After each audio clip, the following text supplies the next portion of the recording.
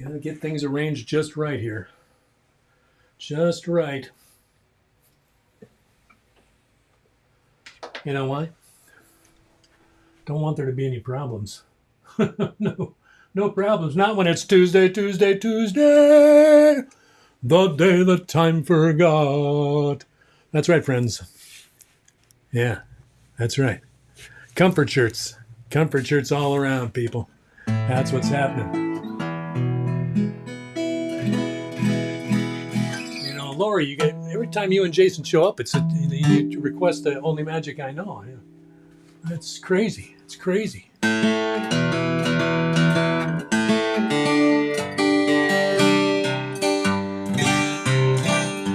Well, here we are. Treehouse concert number 64. Now, remember, friends, I'll be off next week. Back the following week. Then I think I'm going to be off again the week after that. I'm just, I got some bodily issues to work out. More about that here in just a moment.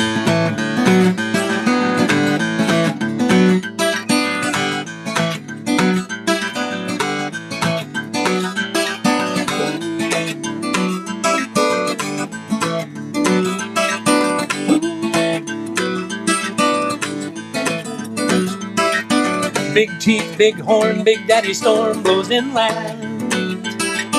Little baby cry, baby won't buy into his plan. What would appear to be the problem here? An unguarded eagle and a human tear. Step back, hit your rack, study the room you abandoned. For once in your life there are stripes on the sun. And once in your life there's a moment like this one. A moment like this one. Work, dream, air, stream, light up the room with your endings. Dry rot, stove shot, what is that stuff we are spending?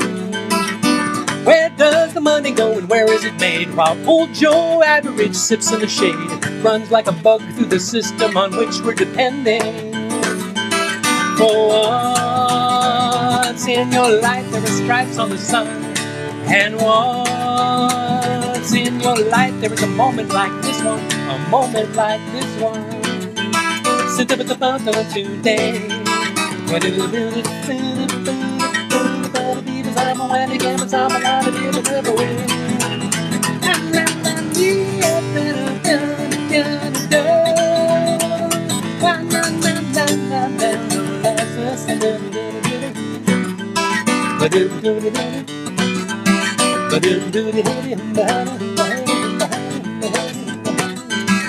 Sick boy, lost toy, shut up, you don't have to tell me. I see the rise in the polls and the swelling repels me. Won't clean up what hasn't paid off yet. Does this sound like anyone that you've ever met? Maybe the one with the push button gun on the TV. For once in your life there are stripes on the sun. And once in your life there is a moment like this one. A moment like once in your life there are stripes on the sun. And once in your life there is a moment like this one. Or this one.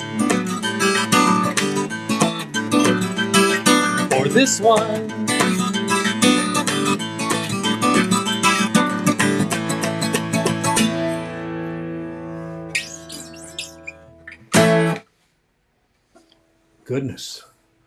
Goodness. Okay, good night, everybody. That's as good as it's going to get this evening, I'll tell you that right now. Okay, let's talk about this now. Let's talk about this right here. You got your L4, L5, L3, L4, L4, L5, moderate left and mild right facet anthropathy, mild disc bulge, the anterolphasis of L4 on L5, and two tiny facet joint cysts along the andromedial margin on the left of L4, L5 facet joint lead to mild to moderate central stenosis, which is most apparent in the left lateral recess, where there is at least moderate and potentially severe left lateral recess stenosis, with likely impingement on the left L5 nerve and mild bilateral foraminal stenosis. That's right. I assume everybody wrote that down because there will be a quiz later on. I can't, some of those words, I don't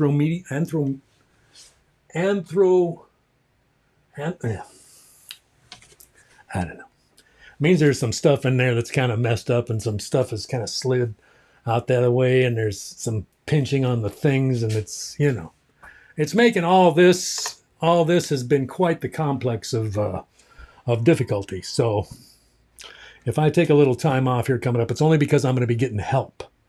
Tomorrow, I get to go back to the guy who's going to tell me what all that means in no uncertain terms. Then hopefully we're going to be getting some physical therapy going.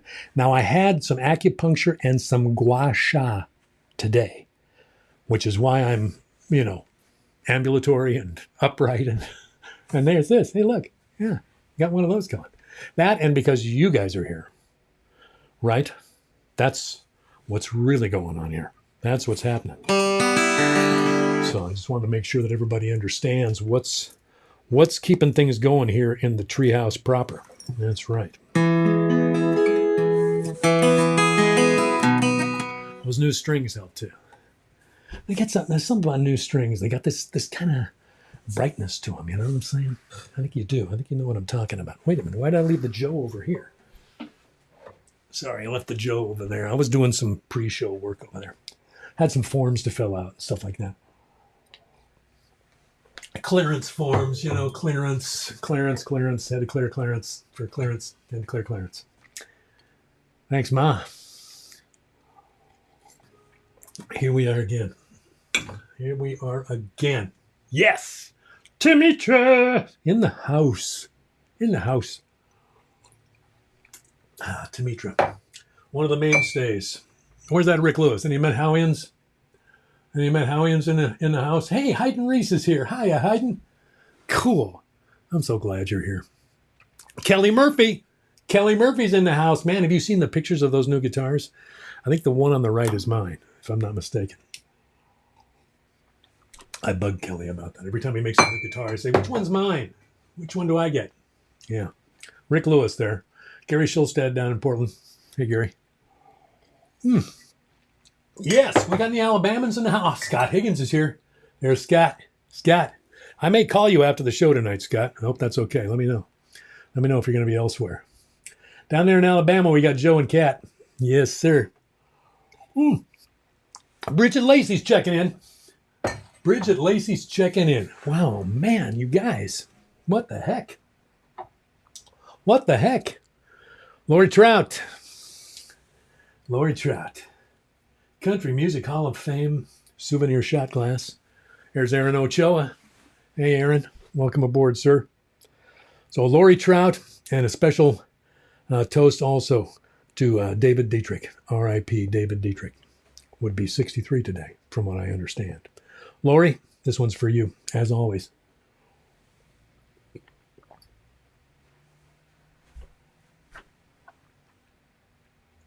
And I went down pretty... Never mind. No, sorry. Real smooth. Wasn't Jaeger. That was for Jason, too. I shouldn't leave Jason out of that. Out of that toast. Where's that Janine Boggs? You think Janine Boggs is in the house? No? Well, she's our designated chaser regardless. Yes. Ooh, that's nice. Down there in Portland, there's Val Sanford. Val Sanford, who is in the house tonight, is indeed Cindy Snyder, who is in the house. Please. Yes, thank you. As always. Got any of the lame cat ranchers in? Any lame cat ranchers from out there on, where you got to take the, to get to Have they checked in yet? Oh, well. They'll be here at some point. Thank you to the Lame Cat Ranch. Finally, Pauline and Aaron making it happen. Very colorful, very now, very wow, very what's happening. Very 1975, 76, around in there somewhere. I remember it well. I do indeed. No sluggos. No sluggos. Oh, man. Oh. I love you too, Val, unless you were talking to Bill Willem, which is fine. I love Bill too. Okay. Let's see, where are we going next? I know where we're going.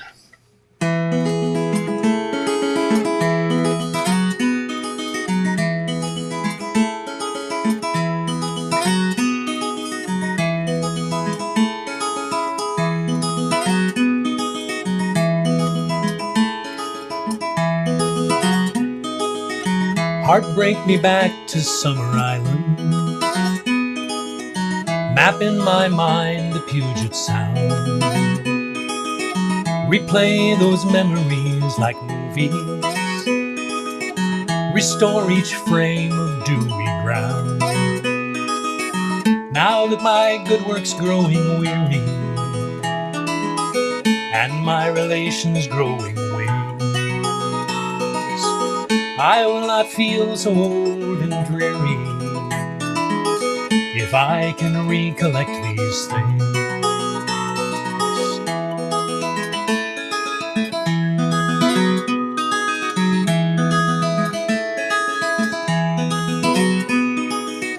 Heartstrings that sing on the summer island around a fire of salted wood. I hear those melodies receding. I'd run to catch them if I could, before the photos fade completely and all our gardens turn to stone. These friends I'd serenade discreetly to press more love into their bones.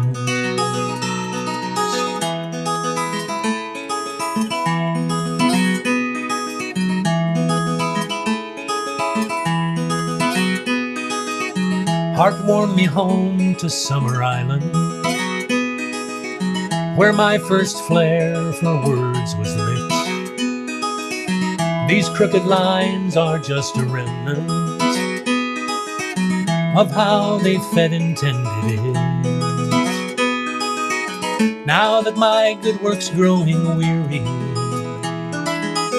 and my relations growing wings, I will not feel so old and dreary if I can recollect these things. Heartbreak me back to Summer Island. Map in my mind the Puget Sound. Replay those memories like movies. Restore each frame of dewy ground. Replay those memories like movies.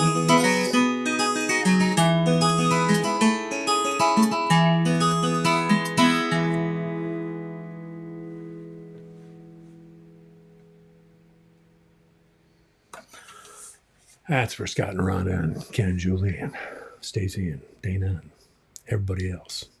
Everybody. It's for everybody. Yeah. Yeah.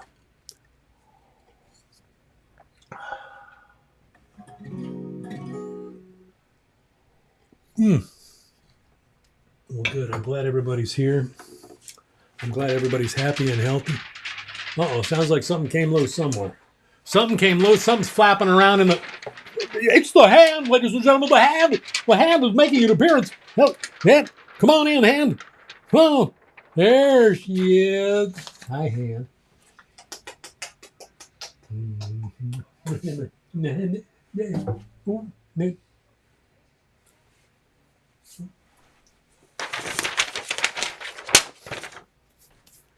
Okay. A hand. Let's check. Could have guitar could have a... Okay, touch more volume. Okay, all right. Oh, darn it. I keep doing that. That's because I change my clothes right before showtime. And then I forget to put on my swag, my, what do they call it in that movie? What do they call it in that movie? They call it the... I can't remember what they call it. Annie and Robert are in the house. Tim and Demetra are in the house. Scott and Rhonda are in the house. And Ralphie. Oh, cool. Welcome, Ralphie. Cover your ears, kid.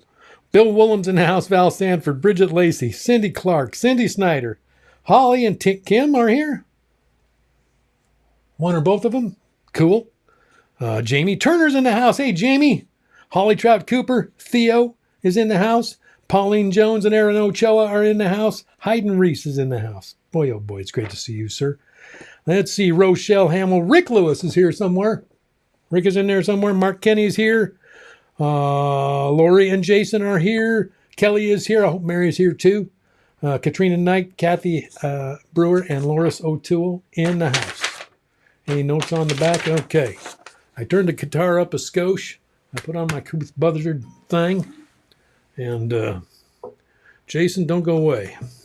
What the heck? Sounds like I got a hit. You know, and if I got a hit with one human being, then I want to play it.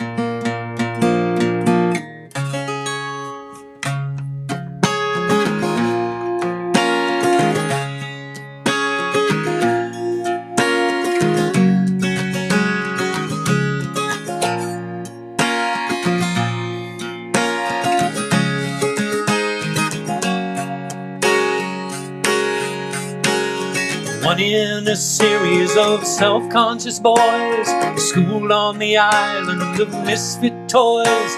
You'll find in my pockets the tricks I employ for the only magic I know. My dad had a few moves and taught them to me. He'd let me sit in and sing harmony. I'd follow his fingers wherever they lead, into the only magic I know. None of my teachers were ever aware of amazed concentration and wide open stare. They took me spelunking as if on a dare, into the only magic I know.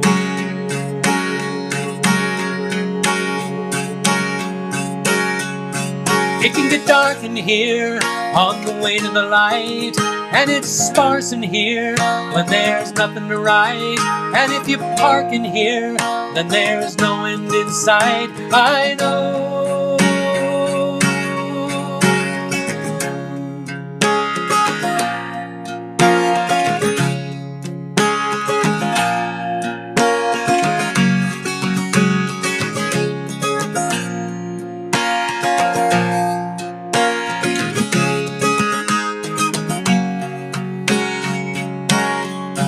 It can get dark in here on the way to the light, and it's sparse in here when there's nothing to write.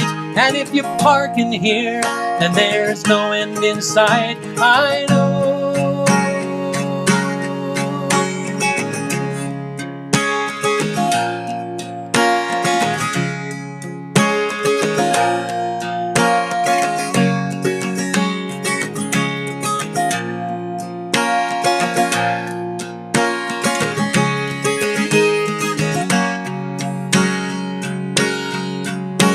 So why am I still standing out here on these boards, scratching these vocals and strumming these chords? There's a girl in the front row who never looks bored by the only magic I know, by the only magic I know, by the only magic I know.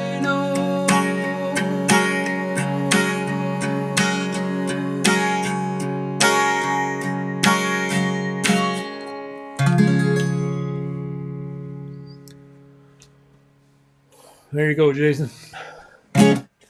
Thank you for requesting that, man. That's it makes me feel good. It does. It does. As long as people aren't tired of it. I like watching the love bubbles going up there. That's fun.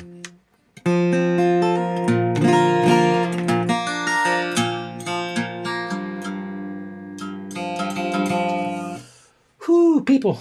People. It's crazy. It's crazy. It's crazy, but I'm loving it. Bill Kaufman's here. Hey, Bill. Good to see you, sir.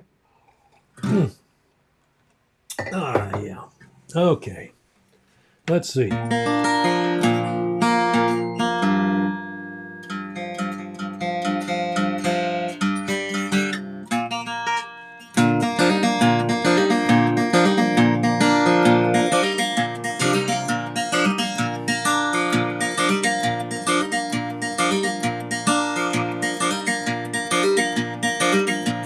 Well, damn right, baby, I'm tight. I plan to stay that way for the rest of the night. There ain't enough on the news to tell who's wrong and who's right. I did a little drinking so I could stop thinking, and now I drink, you think too much. Well, all of this is just a mirage. The military complex, the mortar barrage. Step into my new mental montage. Well, I did a little drinking so I could stop thinking, and now I drink, you think too much. Well, I was thinking about the Russians again. It's a confrontation nobody wins. And the next thing I knew, I was diluting my vodka with gin. Now don't try to argue with me. I turned off my head when I turned on the TV. I'm gonna sprout some roots and make like a tree. Well, I did a little drinking so I could stop thinking, and now I drink, you think too much. Well, I was thinking about the CIA. It's a symptom of moral decay. When you're lying in bed and you still gotta watch what you say. Now, baby, I think you understand how a thinking man's head can get all out of hand. Well, I got no solutions, but I did have a plan. Well, I did a little drinking so I could stop thinking, and now I drink, you think too much. Well, I did a little drinking so I could stop thinking, and now I drink, you think too much.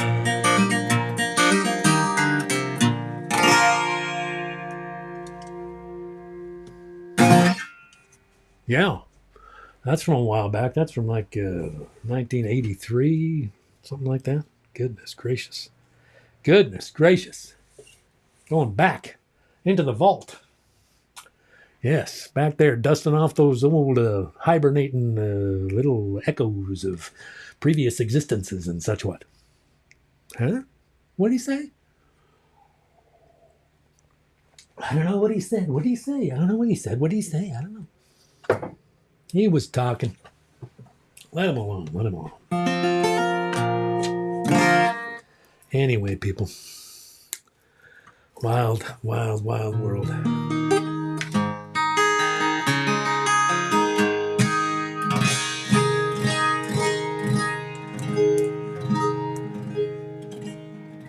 Holly Trout Cooper. I've known Holly for many. And Rochelle. You know, Rochelle and I were in the same kindergarten class. Mrs. Plotz's class at Franklin Elementary School. Rochelle and I were in that class together. That's right. That was a long time ago. We were in that classroom when John F. Kennedy was assassinated. I remember that day. I will never forget that day.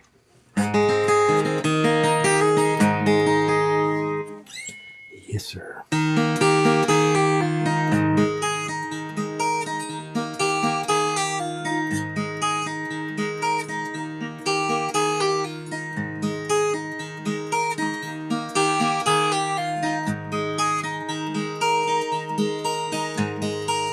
We see the generations come and go. We praise the sunlight and we grieve the snow. There's even sadness in the afterglow. So why am I such a happy man? We had to let you go late that night. I sang my songs for a dying light. Your hands grew colder as we held on tight. So why am I such a happy man? It makes me question my sanity, but I can't ignore the poetry. It would be like denying gravity, not to see what's been given me, not to see you alive in me.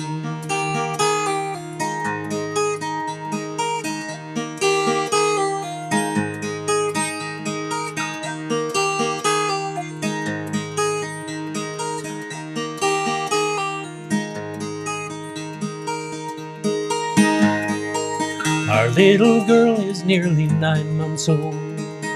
You only knew her for a month or so.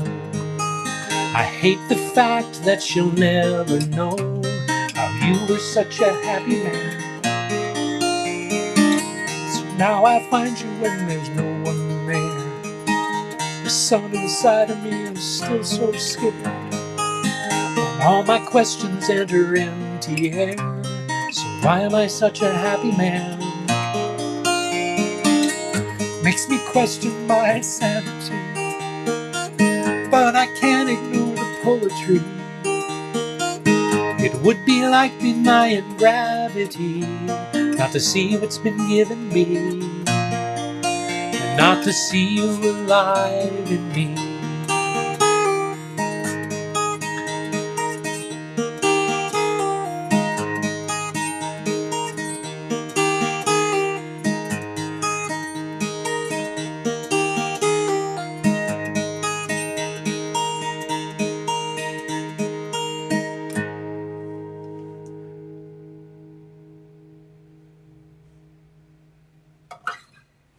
There you go. There you go, Dad.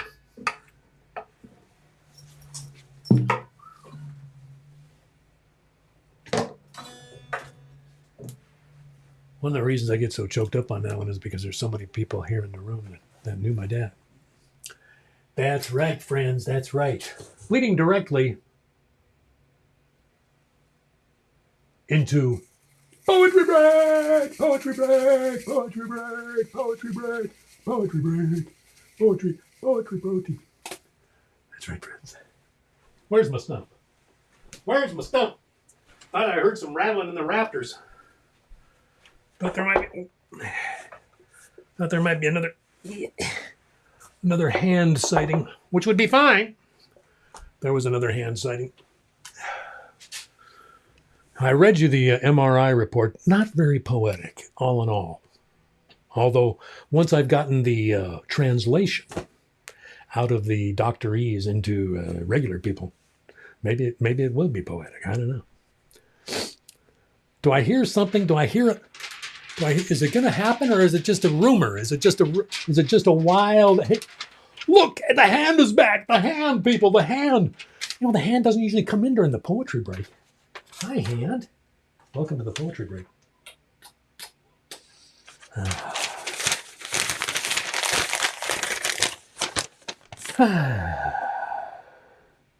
Oh my goodness. Stacy Kuykendall's in the house. Hey, Stacy. Hey, Stacy. She's one of the Summer Island people. Mark. Perhaps.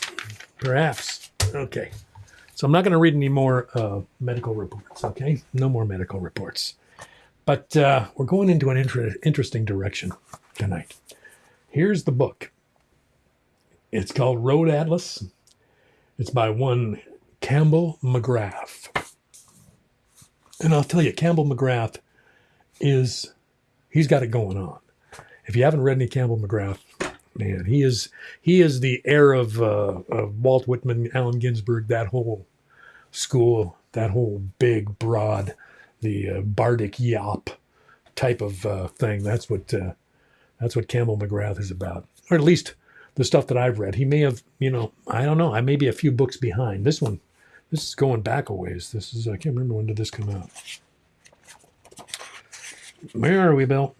1999 this came out. So 20 years ago or more. And this is labeled prose poems. Prose poems. Now that's a whole nother area that I'm not going to get into because I have no knowledge about what constitutes a prose poem, except that on the page they look kind of like this. They look more like paragraphs. So maybe that's the only thing. Yeah. That might be the only thing.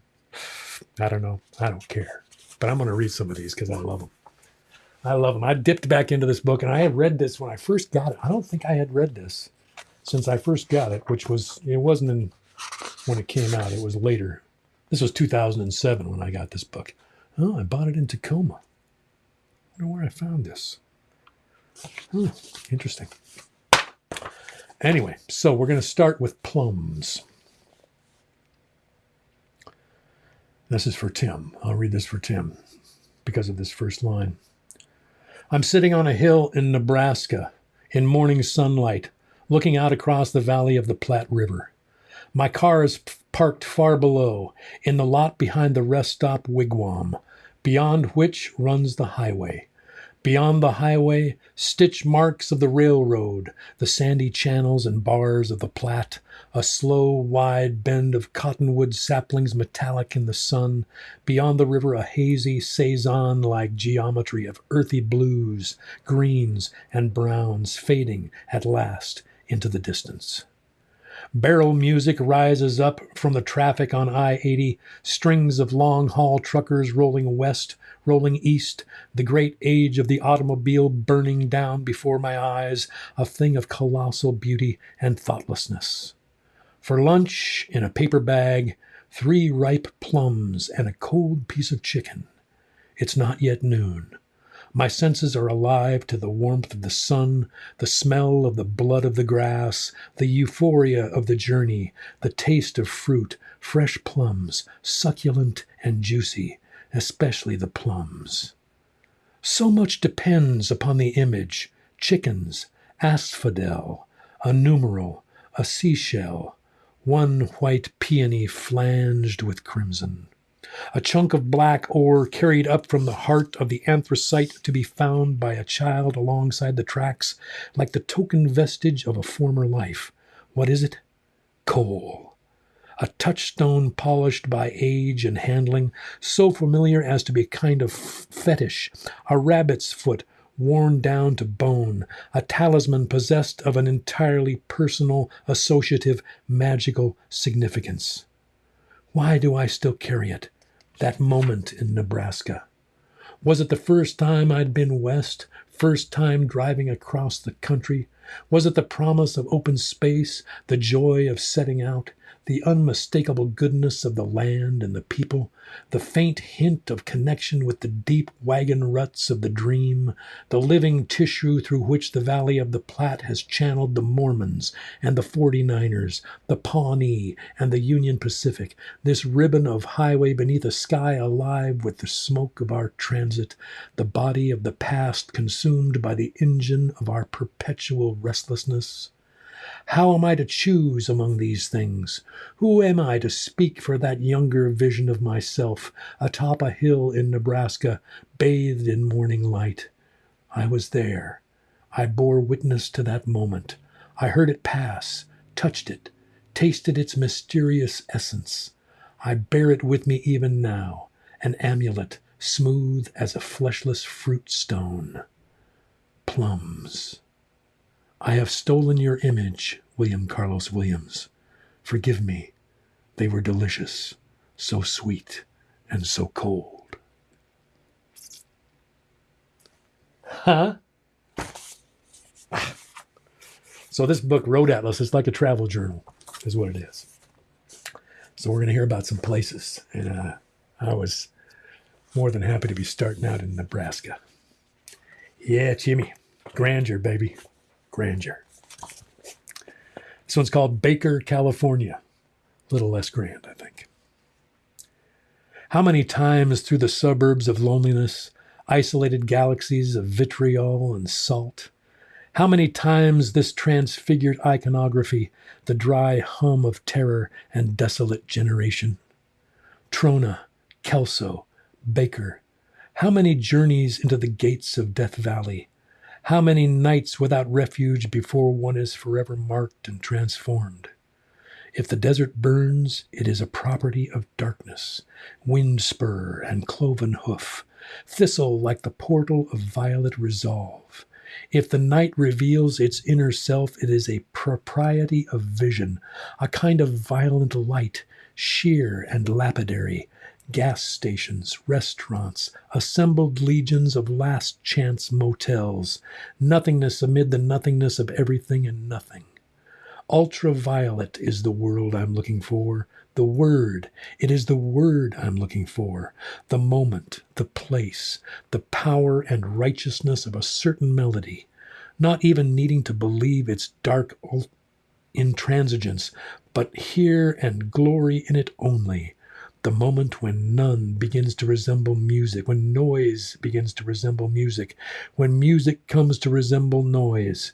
This journey, that journey, burdens and joys as hallucinatory as heat waves, the past a mirage of irredeemable distance, the place where light crosses over to water, where water reduces to light. How many times such transubstantiation? Angel of chaparral, angel of mercury vapor, how even to talk about these days now?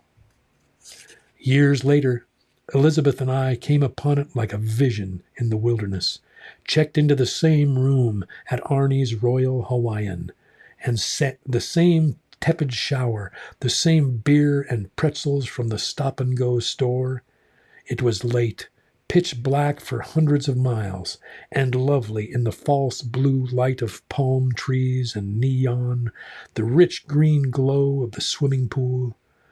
Try as I might, there was nothing I could say or do to convince her how terrible this place was, how abject a seat of desolation, why it signified despair and the madness despair brings down like unearthly snow. On TV, black and white helicopters circled the latest disasters, a train wreck, a toxic spill, a forest fire raging out of control in some wild scrub hills outside of Baker. Comes a voice above the buzz of copter blades. The whole town of Baker could be at risk, is all we hear before the audio shears to static. Once, in New York, I saw two planes collide in midair, walking along the dock at 79th Street, deep indigo Hudson River dusk, suddenly looking up to a ball of flame, a blur, objects tumbling along the divergent arcs like dancing partners slipping their moorings. The first crashing in flames atop the Palisades, starting up small ruby tongues that dozens of fire engines struggled to control over the next 3 hours, while the second vanished beyond the heights, a palpable concussion as it hit and exploded amongst oil tanks miles away in New Jersey. I saw this, and I tell you, that moment in Baker was stranger. In room 106, all is still but the air conditioner. Beyond the window, night, blue palm trees, nothing. On TV, images of flame, multitudes of flame, silent minions and consorts of flame. We move outside to the parking lot and stare into the impervious darkness. Nothing. The ice machine whispers erotic riddles. The edge of something almost cool passes over us in the breeze. Nothing. When we come to the pool, we take off our clothes, part the brilliant water, immerse our bodies in its radiance until they transform to fluid emeralds. Baker, California, is not hell, though it bears a family resemblance. That night was no infernal mime. It carries still a tinge of the otherworldly. The forest fire burned in Baker, Oregon, a place I've never heard of, absurdly far away, and by morning the firefighters had brought it under control. Exhausted, We slept late, and when we opened the door, the dry heat sucked the night's memory from our lungs. The sun was a hammer that bent over our bones like iron bars in a forge. Heat shimmers hissed audibly as they rose in swells to fuse with the roar of traffic and vanish in the colorless vacancy of the sky. Song of the oven of days, song of the soul in the furnace of the body. At our feet, the desert begins. The grass gives out, the parking lot peters into dust, the endless gray, ruined skin of the world runs off into eternity, and there is nothing I can say or do to help you.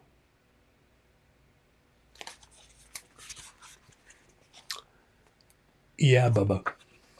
That's a forest of words. Campbell McGrath. Yeah. He's the Johnny Appleseed of words, of running those babies together and making them make sense. This book is worth a read. They're like short stories. You don't have to read them all sped up and weird like I'm doing, because I'm probably hopped up on some fine Joe. That's right. Dreaming of the day when I can once again, yeah, indeed. Or, wait, there you go. There you go.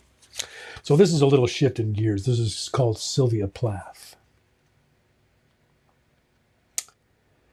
In truth, I care little about your mother or your father, scars or bell jars, the suicidal hive, the husband against whom I am ignorantly prejudiced and willing to remain so. It is not the life, but the poems that matter to me, those you abandoned with mere hints and allegations, Christmas toys agog on the rug, their hungry mouths demanding as tulips, impatient as an infant. So they appear, sometimes as glassy ornaments in a pitch-black elm tree eked from the sands of pre-dawn misery, the terror of isolation and mist from which they emerged, one a day, as with Van Gogh at St. Remy, invoking the torment of root and marrow, touched by the sugar of abandonment, the prefiguration of the void, odor of gas, a new deep bruise, your magic moon in eclipse at last, stiff as a hard-bitten biscuit or British upper lip. And then the leap, the pall of heaven, ruddy blood, an open oven. 1963, London. This morning, painting the new bookshelves in the garage, white slabs ready for the wall's empty rack, I watched the sawn lumber rise up as plinths, as teeth in the mouth of one who calls me, as I too am summoned in the hours before dawn, by poems and by children. It is not for your death, but for your orphans that I love you. They are as beautiful as ivory, as adamant as the chisel that carved them. I can see them stretched out before me in the fog, like white stones, mile markers along a country road that ends too suddenly at the last ripe realization of the abyss. Totem, child, paralytic, gigolo, mystic, kindness, words, contusion, balloons, edge. Yeah, that's what I'm talking about. That's what I'm talking about, people. Yeah. Okay, where's that last one? Nope. One more for you. One more. This one's called Hunger. And it's in like 5 parts, but I'm just going to pause between the parts. This is a true story.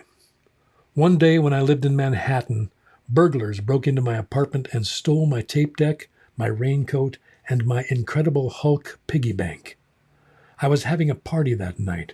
Bruce and Mike and I trudged all the way down from 116th Street, lugging cases of Genesee beer, bottles of bourbon and tequila, sacks of ice.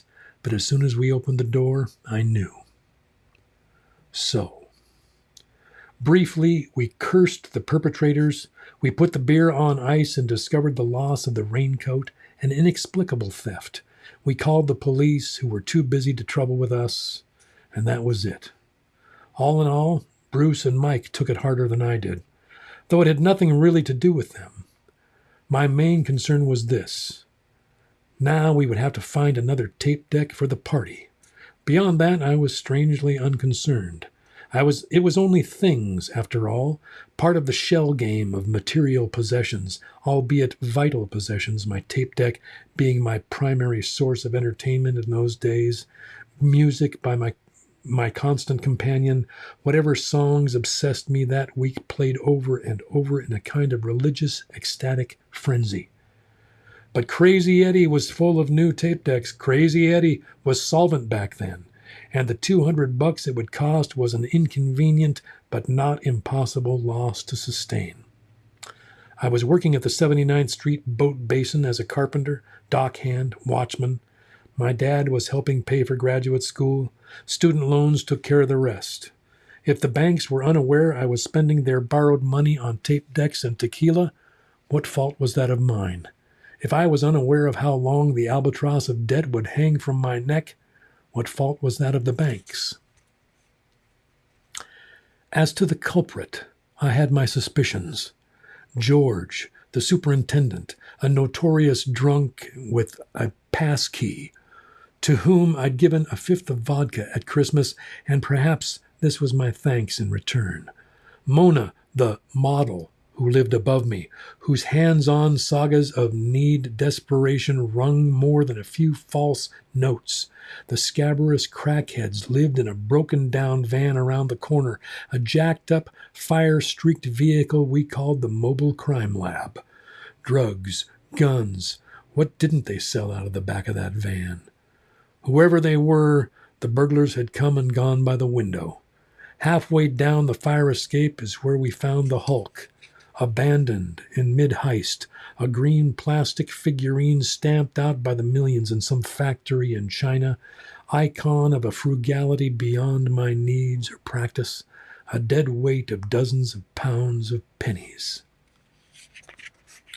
At the party, we got drunk and listened to loud music on a Walkman jury-rigged through my speakers. A famous poet stood on the bed and left dirty footprints all over my pillow. In the morning, I slept late, tidied up, feeling hung over and world-weary. In the afternoon, I went to work, carried lumber, hammered nails out along the sea wall on the Hudson, sat in the little guard shack come evening, buzzing people through the security gate, excluding those that did not belong, until the late shift guy arrived at midnight, a lovely, heavily armed Nigerian named Afaso. What I did next speaks volumes. I went home.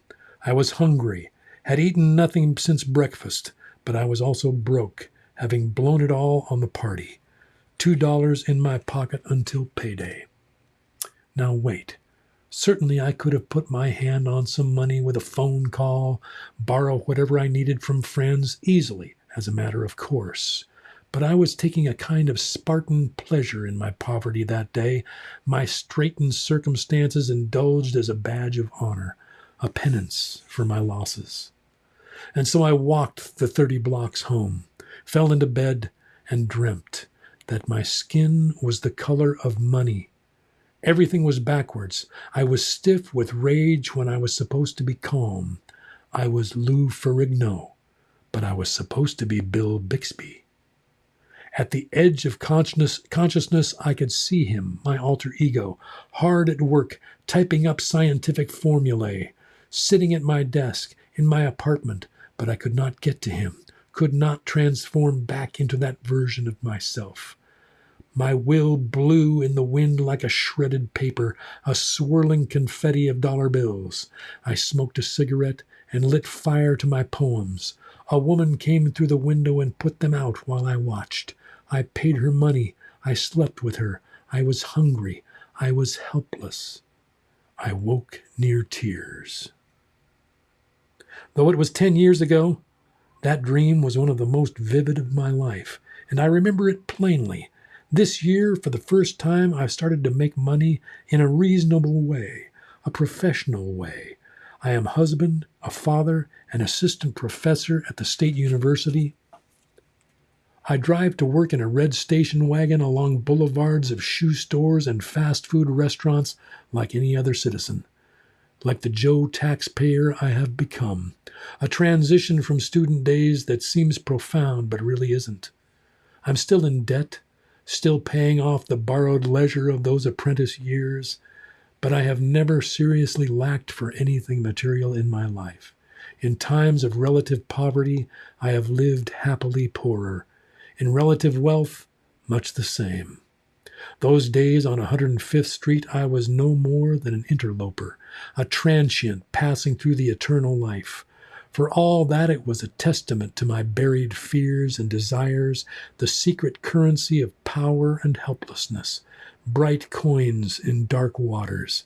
I can see, looking back, that the dream of the Incredible Hulk had little even to do with me, with my life as it would develop. A Polaroid taking on shape and color, rising and brightening away from those mean streets. It was for those for whose shoulders the burdens would not be so easily lifted, those whose deprivation was more than a caprice, for a Faso, the night watchman in the quiet hours before dawn, for George, the super, drunk again in the basement while the boiler needs fixing, for the junkies, the gypsy cabbies, the street corner boys in front of the bodega, for those who would steal pennies in their desperation, who violated the sanctity of my small world, who came back 3 weeks later to take the stereo tuner, the last bottle of tequila, and the piggy bank Hulk again, this time successfully, stamping out their cigarette butts on my floor, not even bothering with the window, but walking in and out the front door and leaving it open behind them. This is a true story.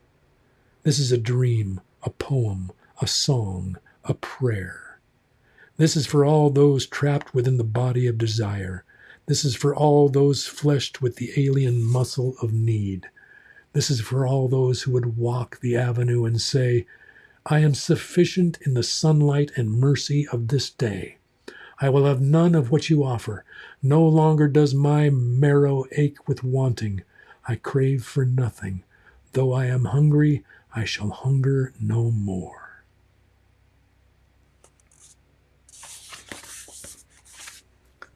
It's called Road Atlas by Campbell McGrath. Campbell McGrath, he's been writing and writing and writing ever since. I wanted to show you one other. Where is he? Oh. One of my favorite poetry book covers ever is a Campbell McGrath book. I think this was his third book. It's called Spring Comes to Chicago. That's the cover. Spring Comes to Chicago. I just love that cover. And it features the Bob Hope poem, which is an epic. An epic, my friends. An epic.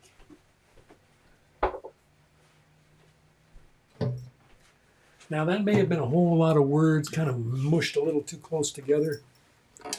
When I start reading that stuff, I tend to just roll through it. I probably should have done more pauses and stuff like that. More pauses, Bill. What were you thinking, Bill? What were you thinking? I was thinking how much fun I was having. That's what I was thinking. Another one of those poets that make you salivate. You know? Okay, a couple of more here, then we're out. Couple of more here, folks.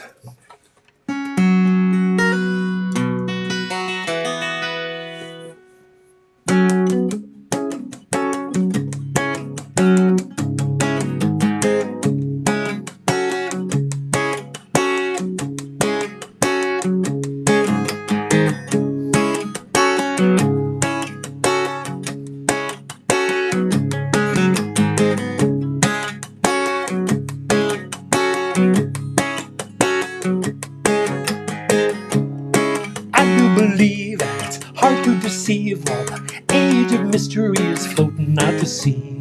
No one escapes the clock on the wall, and how many repetitions till you've seen it all. You were the silencer, you were the victim here. It didn't matter what you thought or what you learned. You got a lot of it, it fascinates me.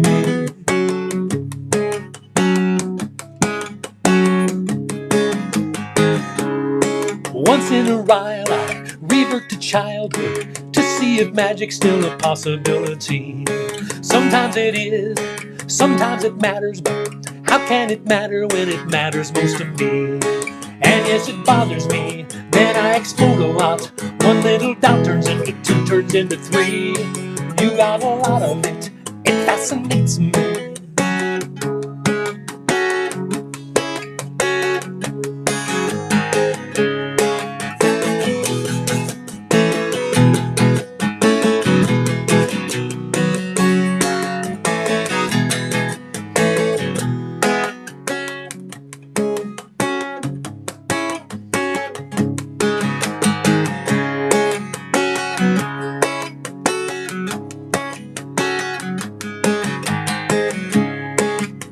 Your phone book, tear all the M's out, make lots of pretty little origami men. Cute little names and cute little numbers. Let someone try to call you antisocial then. And yes, it's criminal the way they hounded you, as if insurance were the answer to your prayers. You got a lot of it, it fascinates me.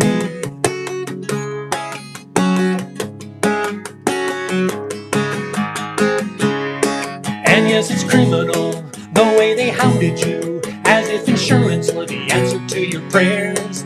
You got a lot of it.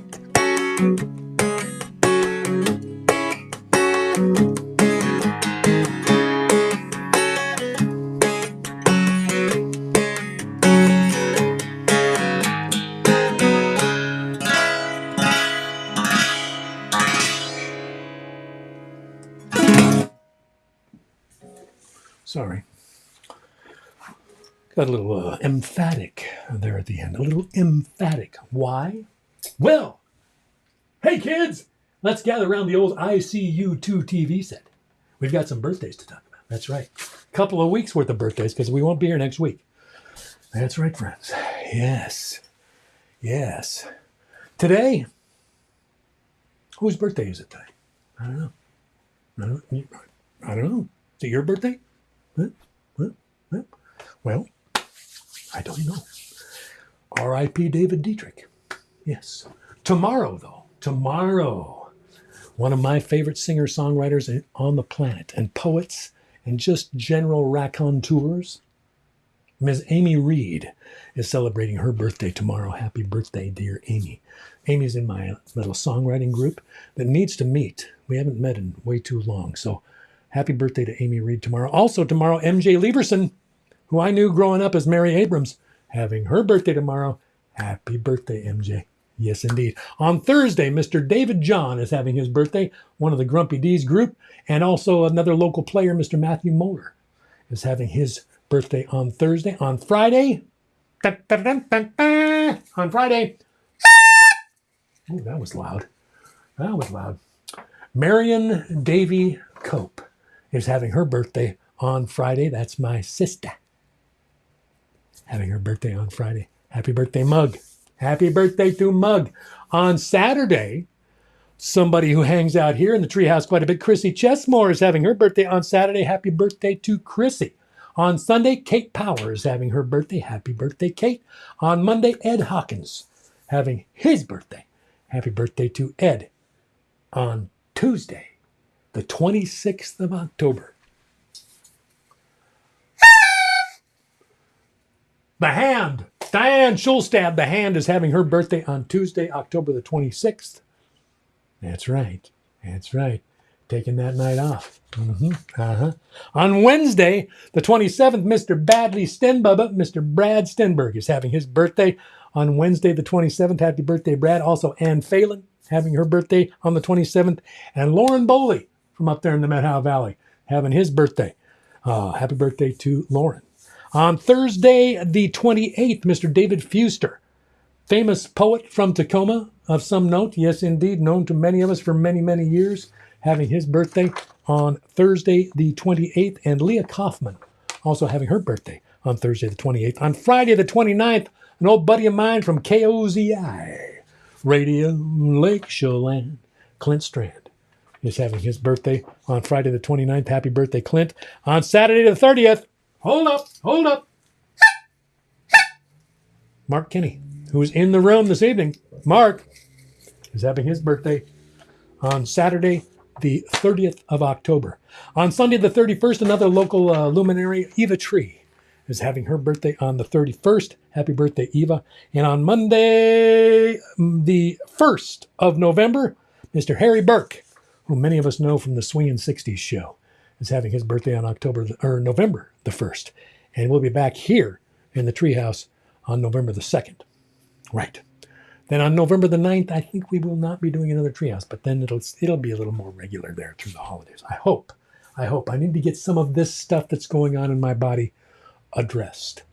It just needs to happen, people. It just does. Okay?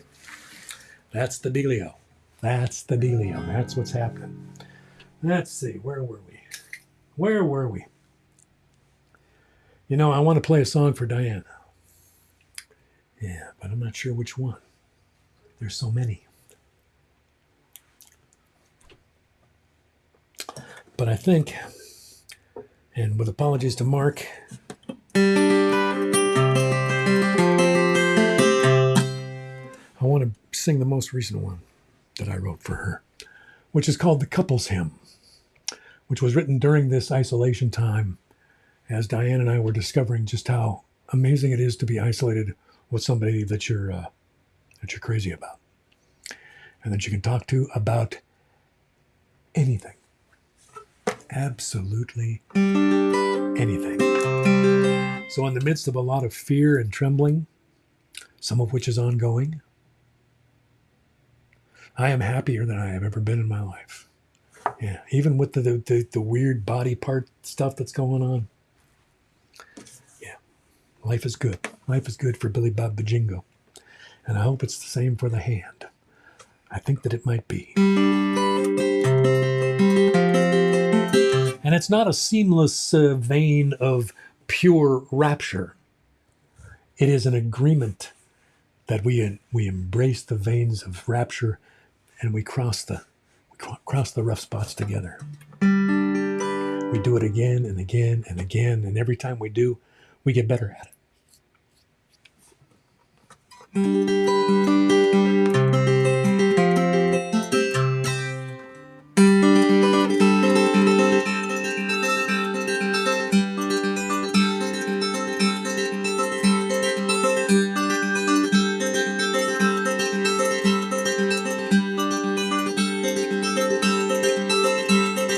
Who are all these people in my head? One of them said, staring through half-open blinds. None of what's sacred's been spread over the dead, echoes in an unsettled mind. Isolation is a cavity, isolation with its gravity. I know I've seen about as much of me as anyone can take. That's how I know that you and I are no mistake. No mistake.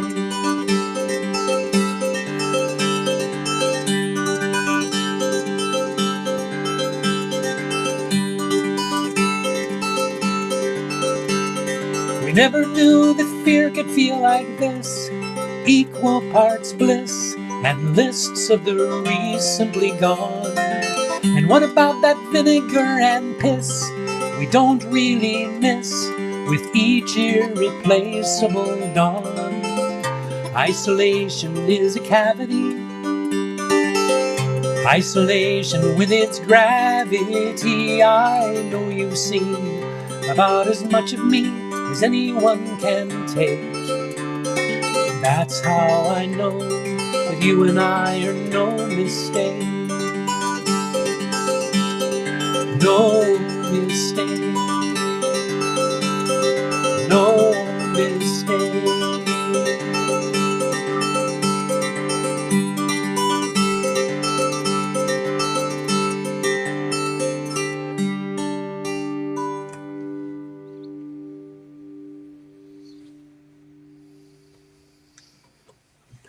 There you go, folks. There you go. Treehouse number 64 in the books. In the books. Thanks to you. Thanks to you. I'm going to get some body work done, all right? Yeah.